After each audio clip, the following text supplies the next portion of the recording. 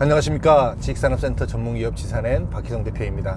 2020년 5월 2일 토요일 조금 늦게 한번 잠깐 나가고 있는 길인데요. 오늘 워낙 연휴가 길어서 시간 개념이 너무 없어서 사실은 오늘이 주일인 줄 알고 이렇게 있었습니다. 근데 한 분한테 약속을 굉장히 어기게 돼서 죄송한 상황이 되어버렸습니다.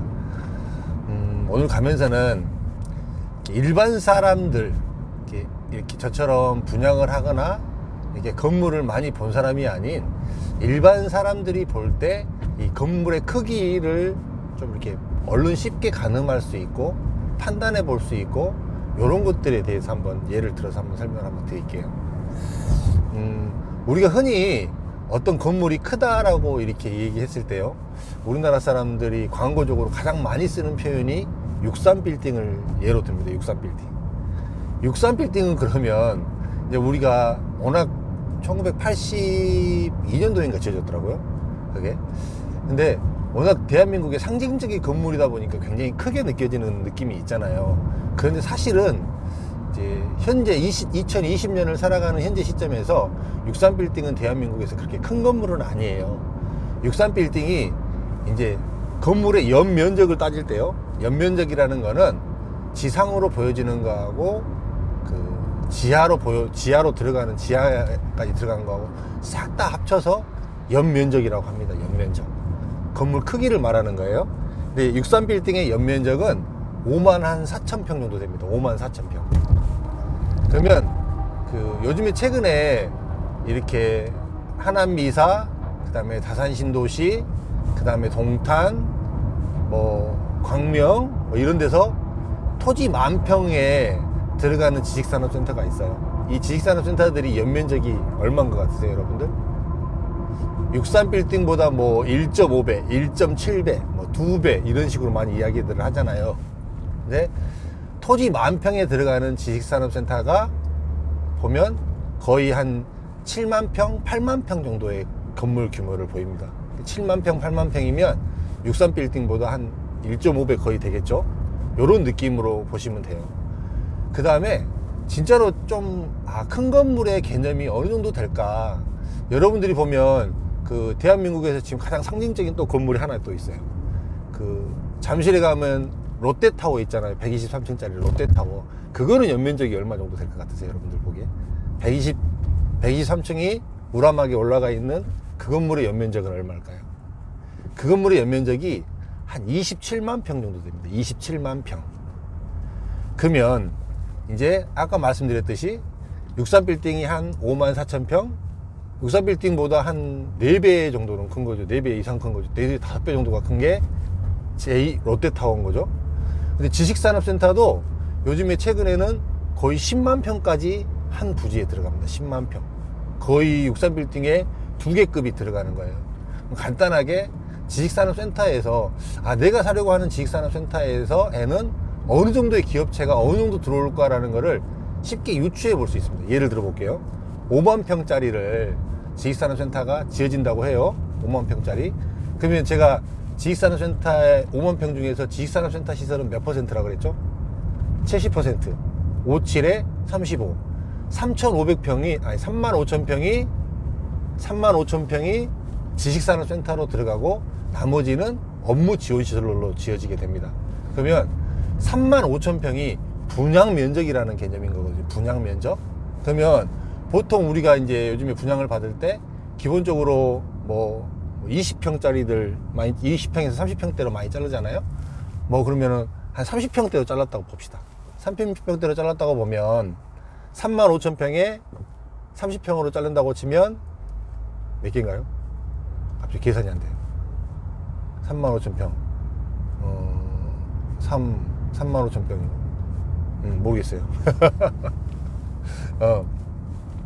이제 그런 게 기본적으로 건물 스펙이 20평이나 30평형대로 거의 잘라진단 말이에요. 그거를 35,000평으로 나누면 됩니다. 나눠서 그게 개수가 그만큼이 들어갔다라는 개념이에요. 그러면 내가 사려고 하는 건물이 이렇게 많이 들어가는구나, 이렇게 개수가 많구나라고 얘기하시면 되고요.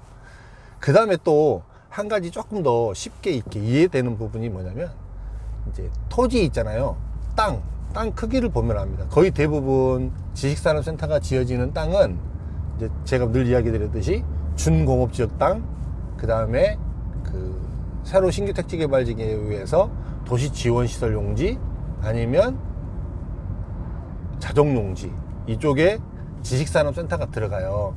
근데 워낙 이제 준공업지역에 기존에 이제 지식산업센터가 많이 들어갔잖아요. 준공업지역은 용적률이 400%고, 그 다음에 공개공지를 이렇게 내주고 나서 인센티브로 받아서 480%의 용적률을 보입니다. 그러면 지상으로 480%가 올라갈 수가 있고, 이제 지하로 들어가는 것까지 합쳐갖고 지하까지 합쳤을 때 사업 용적률이라 그러거든요. 그러면 보통 기본적으로 땅 크기에 최대 8배, 한 7.5배 정도가 거의 한 7.8배?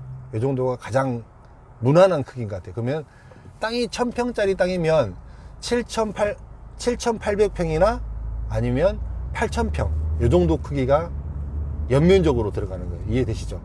한 8배 보면 그냥 무난하다고 보시면 조금 플러스 마이너스 하면 될 것 같네요.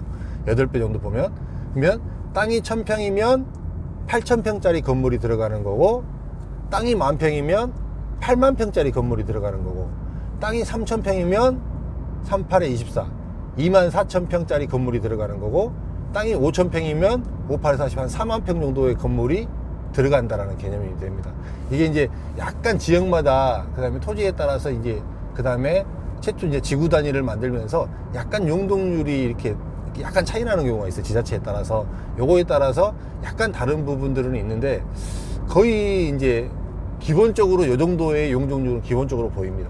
그렇게 보시면, 여러분들이 이제 분양을 받으려고 하는 곳을 갔더니 땅 크기가 뭐 한 5,000평이다. 그러면 대략 봐서, 이거는 뭐 한 40,000평 조금 안 되는 이런 건물이 들어가겠다. 이렇게 보시면 되고요. 또 이제 이렇게 봐서 여러분들이 이제 쉽게 이제 이해를 할 수 있는 거죠. 이게 땅이 4,000평 정도 5,000평 정도 되면 한 6,000평, 7,000평 정도 땅이 등록된다고 치면 63빌딩만한 건물이 들어가겠구나. 이 정도 인식을 하면 좀 여러분들이 쉽게 건물에 대해서 인지를 할 수가 있을 거라고 생각해요. 근데 사실은 지식산업센터의 토지가 요즘에 최근에 너무나 이렇게 대형화되고 있어서 이렇게 1,000평, 2,000평짜리 땅이 되게 작아 보이는데요. 여러분들 그렇지 않아요. 1,000평, 2,000평짜리가. 1,000평, 2,000평짜리 땅도 굉장히 큰 땅입니다. 그리고 1,000평의 연면적이 거의 한 뭐 8,000평, 9,000평만 들어간다고 하더라도 건물이 작은 건물이 아니에요. 여러분들이 흔히 생각하는 강남이나 서울 시내나 이런 데 들어가서 다니다 보시면 건물이 5,000평 넘어가는 건물들이 그렇게 많지 않습니다. 지식산업센터가 그만큼 건물 자체가 굉장히 큰 건물이라고 보시면 됩니다. 근데 이제 또 이런 부분이 이제 땅 크기로 이렇게 보는 부분이 또 왜 또 좀 중요하게 되냐면, 이제 여러분들이 쉽게 땅 크기를 면적을 계산할 때요, 가로가 100m, 세로가 100m라고 하면 100m 곱하기 100m는 만이잖아요. 만을 이제 이거를 10,000m의 제곱을 평으로 바꿔보면 이게 이제 가로 100m, 세로 100m가 거의 한 3,000평 정도 되는 거예요. 그럼 생각해 보세요. 여러분들이 10,000평이에요. 가로 100m, 세로 100m 땅에 건물이 올라간다고 쳐요. 그럼 여러분들이 지하 주차장에 차가 들어갈 때 100m면 짧은가요? 짧지 않죠. 이 지하 안에 주차장이 들어가기 때문에 굉장히 쾌적한 건물이 나오는 거예요. 그래서 땅이 3,000평 정도만 되더라도, 가로 100m, 세로 100m 정도만 되더라도 주차가 굉장히 쾌적한 주차가 나와요. 근데 이것보다 좀 작아도 괜찮다라는 거죠. 그러니까 3,000평 정도면 건물이 크고 굉장히 쾌적한 건물이 될 수 있지만, 실질적으로 1,000평만 되더라도 굉장히 좋은 부분이 생길 수 있습니다. 1,000평만 되더라도. 이게 10,000평이라고 보면은 그러면 이제 얼마나 클까요? 어마어마하게 큰 거죠. 그러면 또 다른 모습들이 이렇게 많이 나타나고 이런 모습이 나타날 수가 있죠. 이렇게 좀 제가 사실은 오늘 기본적으로 얼른 건물 규모를 떠올리게 하기 위해서 사실은 이렇게 좀 예를 좀 들었는데요. 말이 좀 이상하게 많이 셌어요. 아까 한번 계산이 갑자기 안 돼 버리니까 머리가 확 꼬여 버렸어요, 갑자기.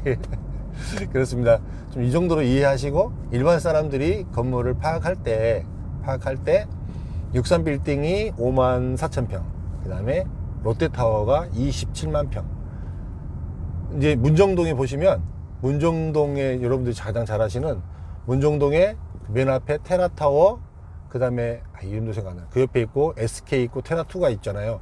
그거 하나당 거의 연면적들이 거의 뭐 한 3만 평 정도 됐어요. 3만 평이 넘었죠. 넘은 것들도 있고 이 정도로 됐으니까 그게 땅들이 거의 하나당 한 5천 평씩 정도 된 거거든요. 5천 평 5천 평 거의 그 정도 돼서 하나 둘 셋 네 개 땅이 있었으니까 한 2만 평 땅이 들어갔었던 거죠. 2만 평 땅이 그렇게 해서 하나당 그 네 개가 합쳐졌을 때 롯데타워가 안 되는 건물 정도가 되는 거예요. 그래도 이런 식으로 조금 유추를 해보면 아, 건물이 굉장히 크구나, 아, 굉장히 이 정도면 뭐 쉽게 얘기하면 호실수가 엄청 많이 들어가구나, 이런 것들을 조금은 이렇게 유추해서 보면 조금은 건물 크기하고 규모가 좀 다르게 보이지 않을까라는 생각이 들어서 횡설수설하면서 오늘 또 잠깐 나가는 길에 말씀드렸습니다. 연휴 잘 보내세요. 저는 또 나가겠습니다. 감사합니다.